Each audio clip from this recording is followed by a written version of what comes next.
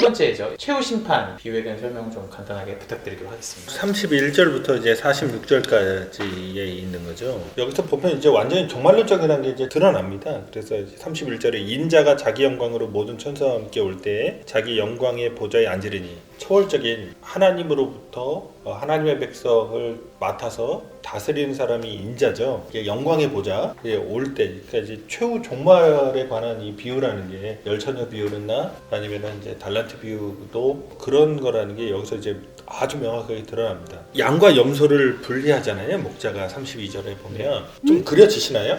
염소하고 양을 이렇게 목자가 분리한다는 표현을 그 당시 사람들이 이렇게 어떻게 알아들었을까? 그 제가 염소 키우는 걸 본 적이 있어요. 고흥 같은데 전라도에.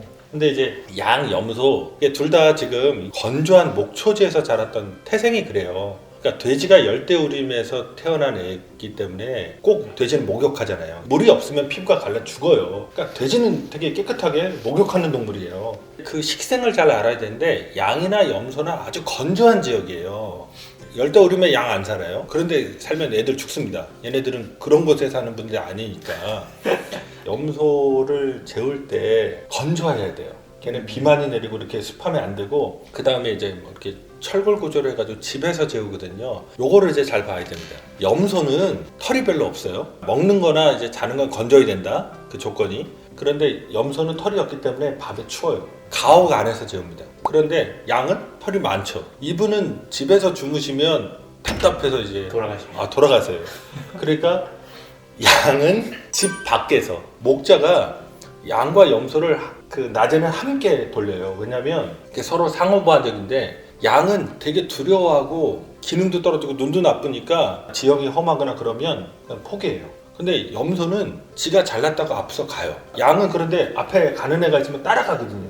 그 능력은 탁월해요. 팔로워로서. 그러니까 양과 염소를 같이 기르는 거는 염소가 지멋대로 막 가니까 그걸 따라 붙이는 거예요. 그래서 같이 키우다가 저녁에는 자연스럽게 분리해서 재워야 됩니다.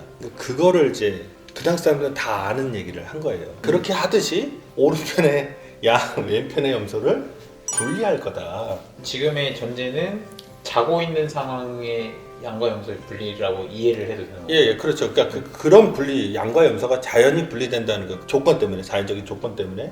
그런 거는 그 당시 뭐 다 아는 얘기니까 그런 것처럼 그렇게 쫙 분리가 된다. 그럼 양은 따라가는 속성을 좀 더 강조하는 걸로 봐도 아니요. 여기서 보면 오히려 염소로 선택된 분들이 아주 종교적인 분들이에요. 아, 네. 그리고 양이신 분들은 약간 세속적이고 그렇게 인식을 못해요. 여기서 초점은 그 열천의 비유가 준비라는 키워드, 그 다음에 달란트 비유가 충성이라는 키워드라면 여기서 선행이라는 키워드거든요.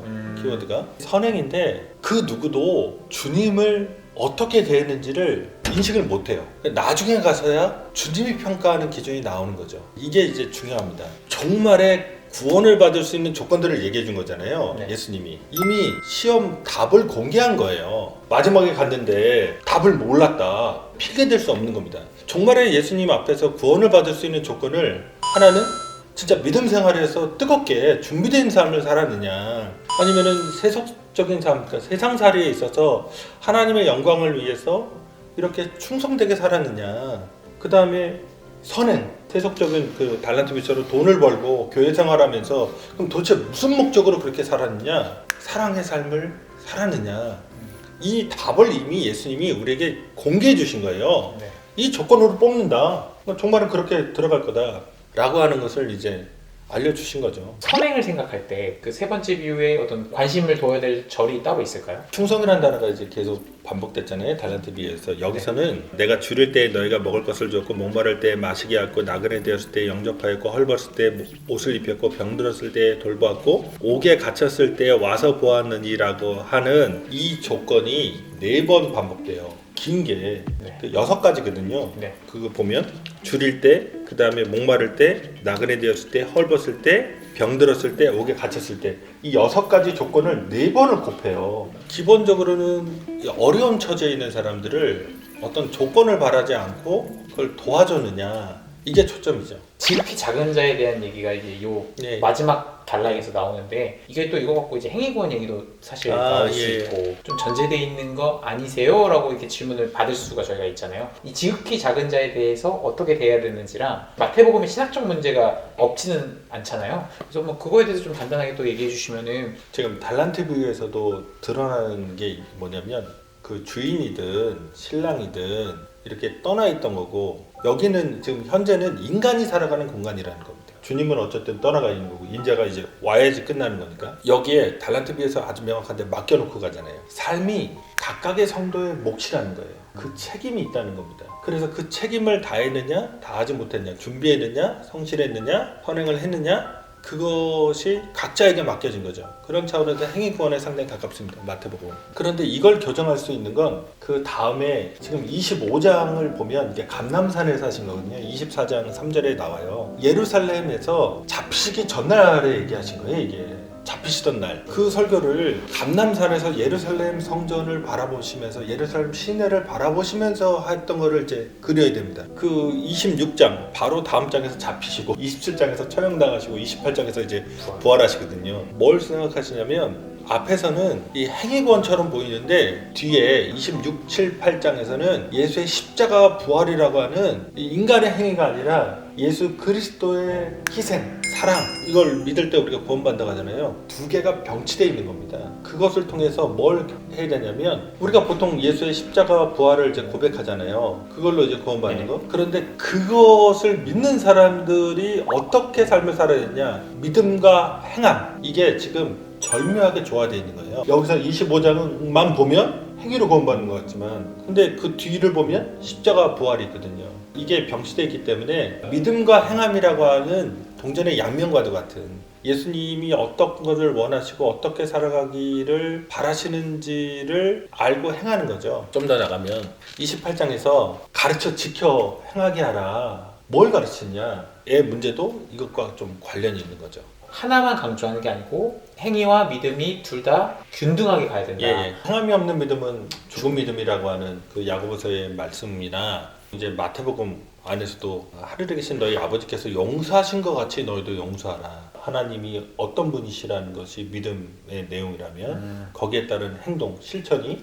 같이 따라붙는 거나 같은 맥락이죠. 이 비유를 정리를 하자면 하나님이 너희들에게 대접해 줄 만큼 너희도 대접하라라는 본문으로 구원도 결부될 수 있다. 근데 지금 네. 지극히 작은 자 하나를 얘기하면서 예수님께서 강조하신 게 있어요. 이게 그러면 신자냐, 교회 안에 있는 사람을 얘기한 거냐. 예수님의 전체적인 사역을 보면 교회 안에 있는 사람만이 아니에요. 예를 들어 누가복음의 그 선한 사마리아인의 비유에서도 선한 사마리아인 같이 비공동체원을 이제 예를 드는 거거든요. 그게 예수님의 사상이죠. 그가 교회를 다니냐 교회를 다니지 않느냐 상관없이 정말 지극히 작은 자, 그 사회에서 연약하고 고통당하고 억울한 일 당하고 분통 터질 수밖에 없는 그런 사람들의 편에 서서 물질을 나눠줘야 되는 거예요. 그러니까 지금 달란트 비유가 물질에 관한 그 세속적인 삶이라고 하는 것이라면 왜 그렇게 삶을 살아내는 거냐? 선행을 하기 위해서. 물질을 버는 목적이 뭐냐? 하나님의 사랑을 흘려 보내기 위해서다. 이 세 가지 비유가 연동되는 거죠. 그래서 이제 단순히 교회 안에서 있는 사람, 어려운 사람만 도와주자라고 하는 비유가 아닙니다. 훨씬 더 폭넓죠. 세 가지 비유를 다 다뤘는데 이 세 비유를 한 키워드로 설명하면 뭐겠느냐? 마지막 비유에서 조금 더 얘기하고 싶은 게 종교에 관한 겁니다. 현실 종교에 관한 건데 칭찬받은 사람들, 양인 사람들을 보면은 39절을 보면 뭐 쭉 얘기하면서 보고 가서 배웠나이까 바다라는 표현을 써요. 아주 세속적이네. 가서 봤냐. 그런데 44절에 염소인 사람들이 하는 얘기는 쭉 조건을 얘기하면서 보고 공양하지 아니하더이까 공양하다라는 표현을 씁니다. 이 공양하다가 디아코니아가 어근이에요. 섬기다. 이건 교회적 용어죠. 집사, 이런 거 섬기는 사람 이런 표현을 쓰죠. 그러니까 지금 이 뒤에 있는 사람은 주님과 자기가 분리되어 있다고 생각하지 않아요. 거기다가 종교적 용어를 씁니다. 앞에 사람들은 칭찬받았는데 그냥 세속적 용어를 쓴다면 뒤에 사람은 종교적 용어를 써요. 다시 생각할 거는 보통 교회 안에서 어떤 직분을 얻는다거나 아니면 뭐 여러 가지 다양한 봉사를 한다거나 이런 걸로 교회에 뭐 직함을 하다 뭐 성경교육을 받다 뭐 묵상을 했다 이게 구원의 조건이라고 생각하는 사람들이 있어요. 근데 오히려 그런 조건은 서기관과 바리새인의 조건일 수 있어요. 그러니까 앞서 얘기했듯이 23장에서 예수님이 저주하셨죠. 지금 이런 사람들은 구원에서 탈락하고 있다는 얘기입니다. 실천을 안 하니까. 그러니까 지금 전체적으로 보면 25장에 있는 이 세 개의 비유가 준비를 하느냐, 충성을 하느냐, 아니면 선행을 하느냐, 행동이죠.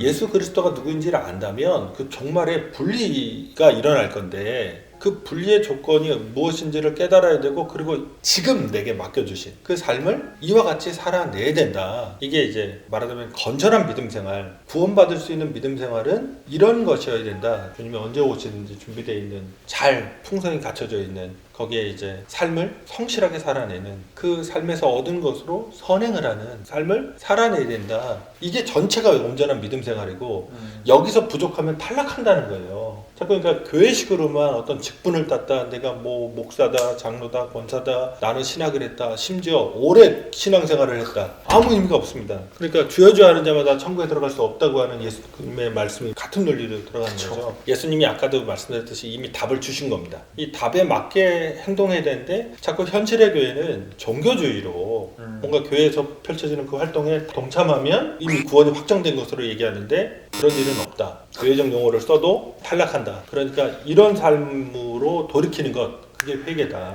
그렇지 않으면 구원이 없는 겁니다. 가장 적절한 용어는 저 개인적으로 신실함? 그 신실함이라는 단어를 교수님이 저한테 한 5년 전에 그런 얘기 하셨는데, 야, 너 신실함이 뭔지 아냐? 딱 그러시더라고요. 그래서 제가 신실하면 믿음이 좋은 거, 야, 씨, 그게 안 되는 거야. 갑자기 그러셔. 아, 제가요? 당황스럽네. 행동이 결여되지 않는다고, 그 단어는. 그냥 내가 생각하고 평소에 마음만 품고 있는 걸 넘어서서 내 행동도 영향을 미치는 단계까지는 간다고. 그리스도인 중에 신실함 얘기하면은 행동을 다 행위구원이라고 오해한다고. 그 생각과 행동이 일치된 삶에 대한 얘기를 하셨던 걸로 제가 기억하는데, 오늘 배운 내용은 대부분 신실함이 기반인 것 같더라고요. 단순히 그냥 생각만 하지 않고 행동으로 옮길 수 있는 어떤 뭔가 실행 의지가 있고 끝까지 버티면 살아남는다, 그런 이미지가 떠올려지는 것 같습니다. 한 줄 요약식으로 하자면 기름이 없어서 구원 못 받는 것도 아니고 달란트가 없어서도 아니고 선행을 할 의지가 없어서도 아니고 실제로 준비가 안 됐기 때문에, 충실하지 않았기 때문에, 선행을 실천하지 않았기 때문에 구원에 이르지 못한 거거든요. 그런 면에서 구원의 조건으로 뭔가를 딱 어떤 대상을 고착화시키지 말고 행동과 실천의 영역에서 구원의 문제를 계속해서 물고 늘어지고 고민해 나가는 메시지가 바로 직후에 이어지는 순환 이야기와 함께 바뀌었을 때 확실히 메시지의 시너지가 난다는 사실을 오늘 잘 배우고 돌아가는 것 같습니다. 앞서 말씀드렸듯이 24장 3절에서 감남산에서 이제 말씀하시거든요. 이게 이제 파이널입니다. 순환 이야기 이제 사순절이 다가오니까 예수님이 이제 잡히시고 처참하게 살해당하시잖아요.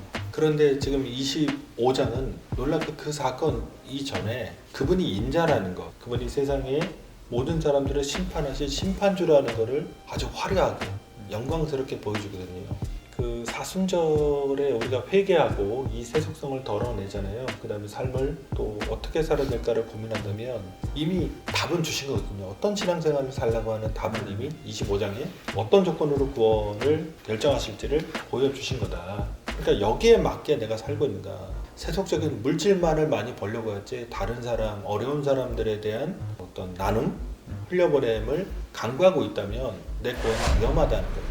이 세상을 넘은 초월의 세계 하나님 나라가 도래할 때 내가 심지어 섬기다 이런 용어를 입에 달고 살아도 내 구원이 잘못될 수 있다는 것. 오늘 우리의 삶을 조금 점검해보는 시간들이 되었으면 좋겠습니다.